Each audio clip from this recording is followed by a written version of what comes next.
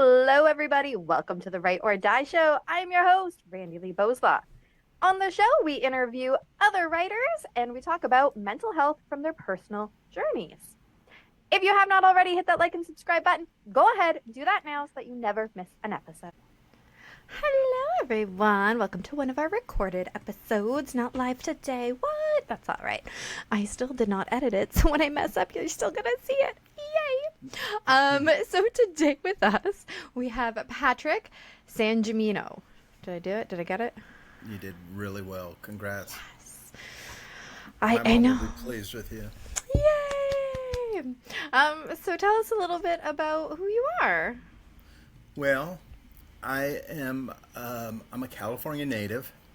I moved to the Midwest in the 1990s, where I had about a 40-year journalism career, and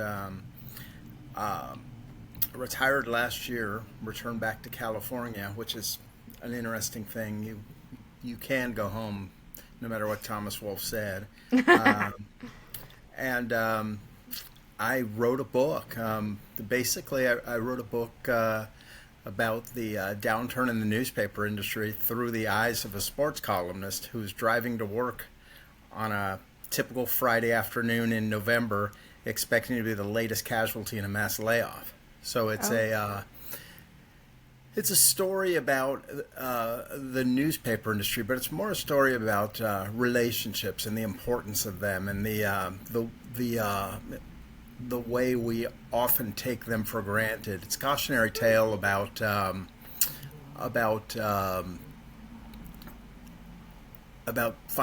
striking a work and home balance. Okay, interesting. So we'll get to more of that later. But I that's look what forward to you it. do. Who Okay. are you? Who am I? Well, who am I? I'm a father.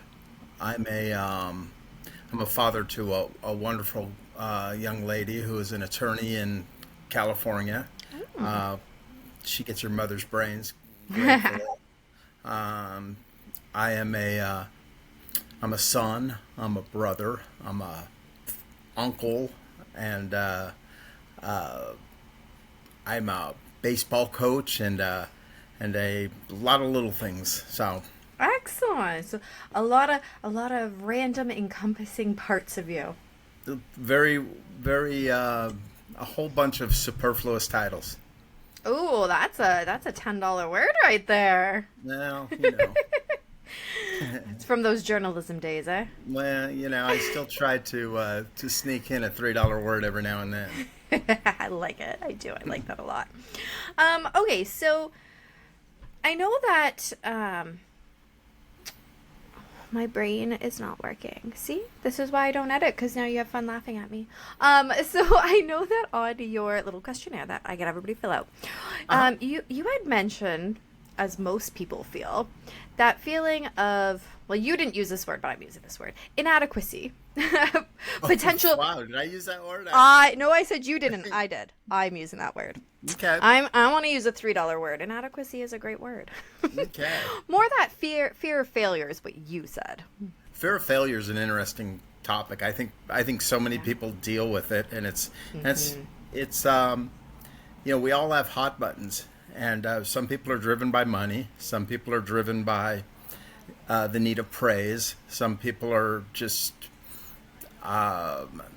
they're driven by success. Mine has always been a fear of failing, and it's a double-edged sword in a lot of ways, as you know. I hope you know. Oh, I do. I'm suspecting you know a little bit about it. I know lots about it. Yes. There's so many times that I'm like, should I keep doing this show? Should I not? And then I remember just like one or two people and what they'll say, and I'll be like, okay, I'll keep going. But it's that fear of failure. Is this worth the time and effort? Is it making a difference? It's always in the back of the mind. And I worked in a very competitive industry. We're always we're competing with other newspapers, other journalists for the same stories.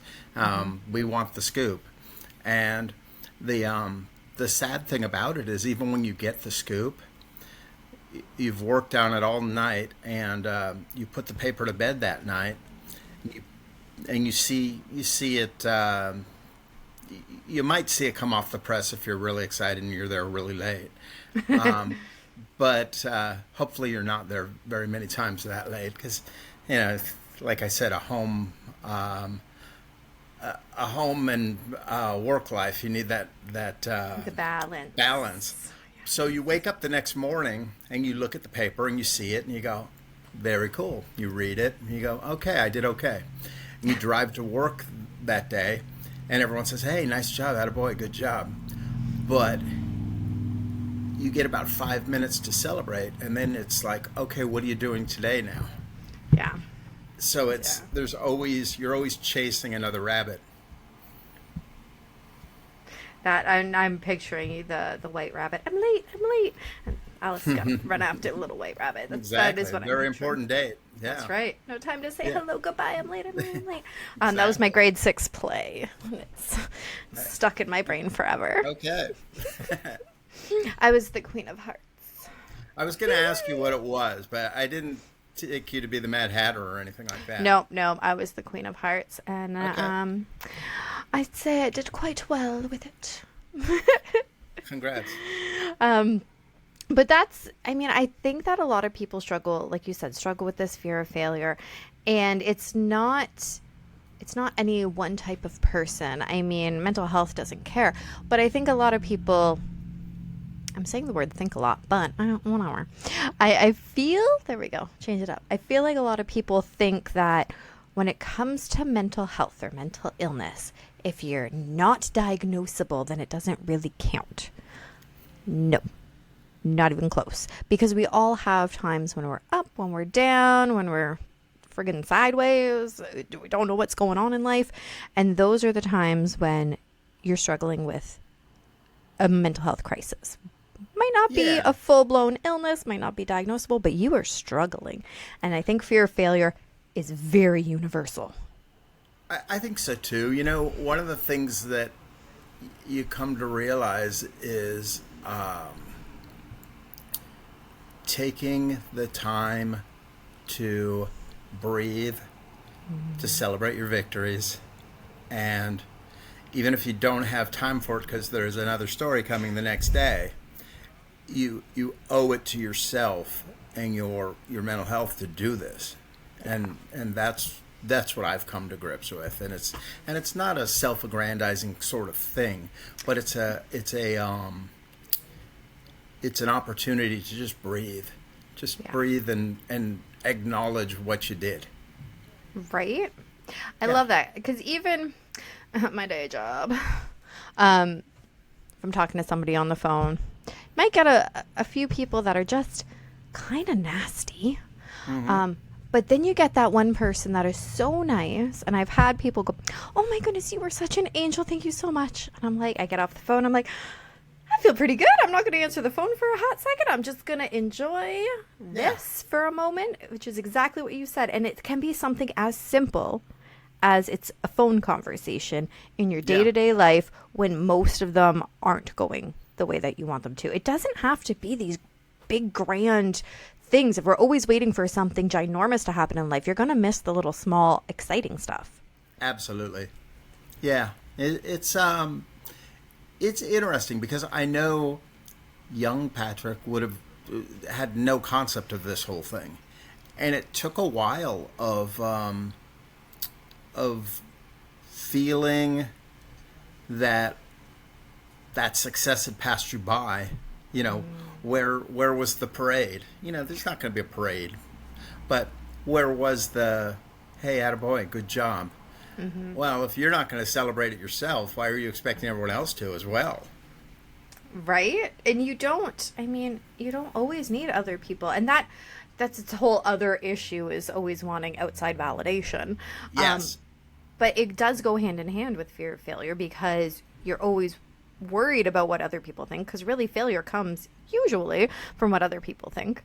So Absolutely. It goes very much hand in hand. And if other people are not giving you the attaboy, did I fail? Was that not good? Should I have done better? It's taken on a life of its own too with the Yes. advent of the social media, and now we equate, sadly, our success of a story with how many clicks it got or how many likes you got. And you know pretty well if you did a good job on a story. You know, I've been doing it long enough where I know if it's a good story or not. But if it didn't get all the likes and all of that, is that enough to make me feel down about it? And we've had that conversation in our newsroom about what constitutes our success. Is it good journalism and understanding that good journalism doesn't always get acknowledged, or is it that those notices from people telling you, "Oh, I like it." What they're basically saying is, "I agree with what you're writing," and that doesn't really equate to success. Really, that you did a great job journalistically. It's just they agreed with the way the story went. That's So a good it's point. different. Journalism has changed completely because of that. Yeah, I never really thought about it like that before, but it totally is. And especially when it comes to social media, the more sensationalized something is, Yes. the more clicks you get. Yeah. If you So put a picture of a cat on a story, no I matter am what. so liking it. Yes, Oh my goodness. exactly. My Yes. new favorite thing, I get off topic a lot, okay? My new favorite Okay. thing while I'm scrolling on TikTok is the AI dogs that have their own podcast. It is the cutest thing ever. There's these two dogs, and obviously they're AI because they're talking English words, and they are the funniest thing though, because I'm like, this is exactly what my dog would say if he really could talk. And yeah, liking that every single time. Absolutely. Absolutely. And journalistically, you would look at it and go, "Wow, this is trash," but I'm entertained. Right? And that's all I'm looking for when I'm on TikTok. I want to be entertained. I don't want to see any of the bad stuff going on in the world. I'm literally there looking for animal videos. You know, we always teased our crime reporter because he had the most liked story, the most clicks on a story ever, and it had to do with a man running down the street naked with a machete in one hand. You know, and it's like, how do you top that? You know, I could write a Pulitzer Prize winning story, but the headline alone is not going to even come close to this. Yeah, again, sensationalization. That's a So, long word. Yeah, exactly. So that fear of failure is going to travel through all of these different things. So I know you've a little bit already said how you take a breath and celebrate, and that's a good strategy. But what else would you tell? What would you tell young Patrick about that fear of failure? um, I think everybody has something that motivates them, and I think it's okay to have that. You know, I remember being a little league baseball player, and going up to the plate in the last inning with my knees shaking, and it was something that, I mean, if you weren't afraid at that moment, it means it wasn't that important, and if you weren't afraid of failing, once again, it didn't matter too much. So we put our priorities. Am I getting way too deep here? No, this is what I like. Go deeper. Okay. Okay. So it comes down to, you should have a reasonable fear of wanting to do well. Maybe it's putting a positive spin on it.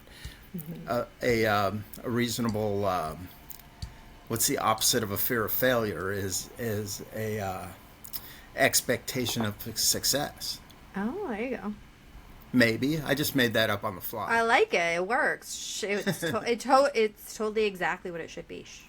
Yeah, and if you labeled it that way, if you tabled it that way, you wouldn't go into that situation as a negative. It's not a negative to start with. It's not a fear of failure anymore. It's an expectation to succeed. Then again, are you cocky now for having that mindset? Right. I know there's so many small innuendos and people can perceive these things in different ways, but the truth of it is who cares how the other person is perceiving it as long as it helps you do the thing that you love to do. Absolutely. Nice job. I can go deep too. All right. Has there ever been a time that you can think of where a fear of failure stopped you or almost stopped you? No. Well, that No, was quick. Well, no. I mean, it's okay. So you're covering, and I covered the National Football League. Are you a sports fan? So, but I do know what you're talking about. So keep Okay, going. so the National Football League is a big deal. Yes. And they have this thing called Monday Night Football. They play a game that's broadcast nationwide, and every now and then you're covering a Monday Night Football game. Okay. The problem with Monday Night Football is it used to happen really late. It would start at 8 or 9 o'clock at night. And you could be covering a great game, and everyone's like, wow, this is the most amazing game. But you have 15 minutes to write your story when it's done because the press is going to start. Oh, So dang. there's a little panic that starts to set in. And if you allowed that panic to just paralyze you, you would never get the job done. So you just kind of suck it up a little bit and you realize, yeah, this is not going to be my best work, but we're going to get something done. Yeah. Does that make sense? It totally does. I had never considered that before. That you're gonna have a tiny little bit of time between when it finishes to when you actually have to go to press. Yeah, because the press waits for no man. Right? Yeah. Jeez. Yeah, that would definitely be what's the word I want? Very panicky. Yes, that's a good word. Yeah. And if it's not, it's a word now. Exactly. See, it's amazing. You just make stuff up. Yeah. That's the joy of just talking. You just make it up as you go. It's fine. Exactly. But I think panicky is a word. I think so. Yeah. And if it's not, well, it's great. So it is. All right. Okay. So what, have you experienced in your long time doing journalism, working with coworkers? Have you seen this fear of failure kind of burn other people out? I'm assuming people are going to get burnt out with it. Oh yeah, I watched an editor on Deadline one time have a panic attack, and he was putting the paper to bed that night, and we actually had to call 911 and finish the paper without him. Yeah. And we just looked at him the next day and said, this might not be the occupation you should have chosen. Yeah. So. And I'm assuming that it was not in a malicious way that you're saying that. No. But an observation we had. Yes. Well, you get to a point too where you're kind of balancing concern for the human being and concern for the product that you're putting together as well. Your obligation and your responsibility of getting a paper to doorsteps the next day. Yeah. Your readership isn't going to really understand that your editor had a panic attack on Deadline last night, and that's why the paper's not here right now. So. Yeah. And even if they do understand, they probably don't care that much. So they're like, Exactly. yeah, okay, Your panic problem, attack. not Now mine. give me my job. This is what I paid what for. The readers would have said? You probably should pick another occupation. This might not be the one. Right? Exactly. Yeah. Sound familiar? Oh, yeah. Just saying. So what would you tell somebody who is struggling right now with a little bit of with some fear of failure themselves? I would say own it, control it, and what we often learn is that our worst fears, the reality of it coming to fruition, is not nearly as bad as how we imagine it's going to be. It's a big part of my book. You've got a guy who's driving to work, expecting to lose his job, and he is just the story takes place over a single day, but it flashes back to his relationships and the stories that he's covered over life. But at the end of the day, when it actually does happen, and I don't want to be a spoiler alert here because I expect you all to read this thing. That's right. But at the end of the day, what he realizes is that this losing his job was this there was some freedom that came with it, and it really wasn't as bad. He'd slayed his dragon at that point. Yeah.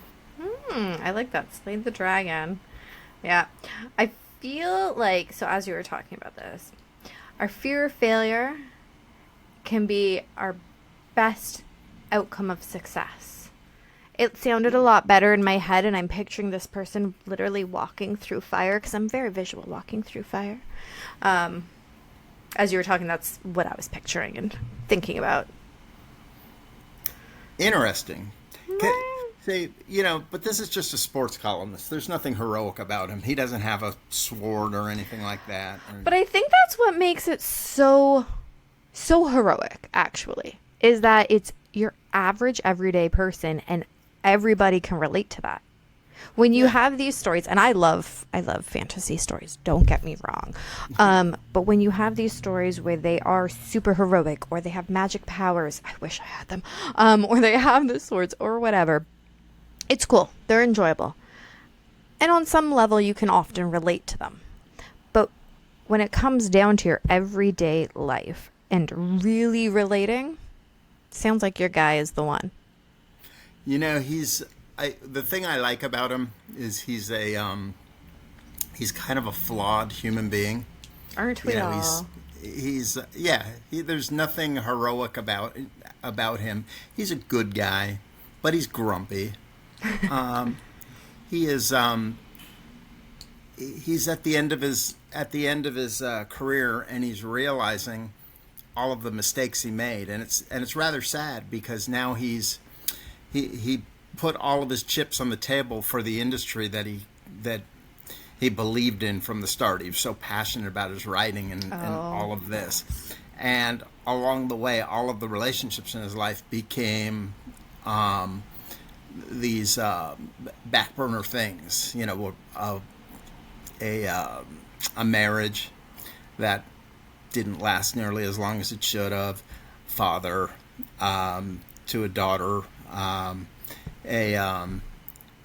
A son who never really realized the importance of his father until it was too late.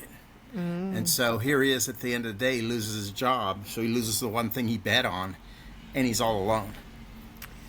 And see, that is just so relatable.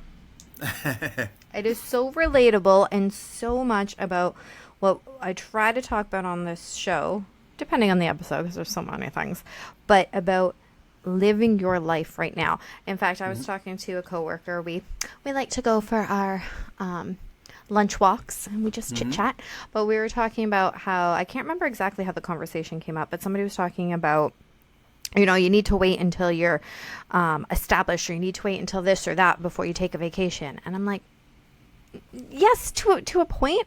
However, coming from my household, where literally everyone has almost died, you also can't wait forever, because life is going to pass you by. And if you don't do things while you have the opportunities, while you have your health, while you have the physical ability to do things, you might wake up one day and go, oh crap, what did I miss? You missed it all.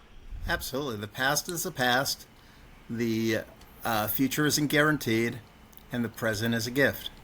That's why it's called the present. Exactly. And we have to stay in the here and now and appreciate it, and do the things we can. I mean, maybe you can't take a week-long vacation, but don't just always be thinking about what you must do later, because the now is going to be gone, and life is far too short.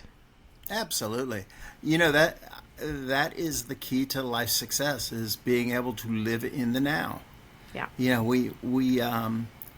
We reminisce fondly about our past, when we were young and our bodies were capable of amazing things, and we always think about the future, but living right here with where you are right now. That is the key to success. Yes. Yes. And on that lovely note, we're all done. No. So we have already touched on your book, but what is it called? The book is called Dogs Chase Cars. I love that. Okay. From knowing what the book is about, how the heck did you come up with that? Well, I can't take full credit for this. When I was a senior in high school, I was at lunch, and I was chatting up this girl, and she was receptive to me, which didn't happen all that often. and right across the hall was my English class that I had to go to. The bell rings, and I'm like, there is no way in the world I am leaving this amazing conversation I'm having with this girl. There's no way. You know, you don't get this opportunity every time. Yeah. But I look over at the classroom, and my teacher is standing right at the door watching me. Oh, dear. And so he goes in and he starts teaching, and I walk into the class about 10 minutes late because I finally said, you know what, I really need to get in there. And she goes, yeah, I need to get to class too, whatever. So I walk in, and I said to the teacher, sorry I was late, I was talking to someone. And he looked at me and he said, dogs chase cars, but they can't drive them. And I was probably too dumb at the moment to realize that it might have been the best, just like analogy kind of thing. He looked at me, and he was basically said, even if you caught that car, you would, if that girl was receptive to you, you would have no idea what to do with her if you got her. And so it became this it was something that always stuck with me. Yeah. And as I was writing the book, I was trying so hard to come up with a title. And then it came to being that, okay, I worked in an industry where I'm always chasing stories, and every now and then I caught them, and that was good. And I chased, relationships. I chased a wife, but was I able to, once I caught them, was I able to do the right things and sustain it? And there it was. So it just seemed to make sense. It was a metaphor in life in a lot of ways. I love that. I actually love that so much. Yeah, you weren't expecting that, were you? I wasn't, at all. You completely threw a curveball there. I had no idea what the heck you were doing. So that's how Dogs Chase Cars came to be. There's a little explainer in there, when I flash back to the a couple of moments. Nice. Oh, that's good. Yeah. Where do people get this book? You can go on Amazon.com. You can go to Barnes & Noble. There's 6 platforms. Those are the 2 big ones that you can go to Google. I know that, but those are the big ones. Excellent. And where are people going to follow you? PatrickSangimino.com is my website. I also have a Twitter. It's P Sangimino, and I have Instagram, Patrick Sangimino, and I think you could track me down. You can spell Sangimino. It's written right here. See it?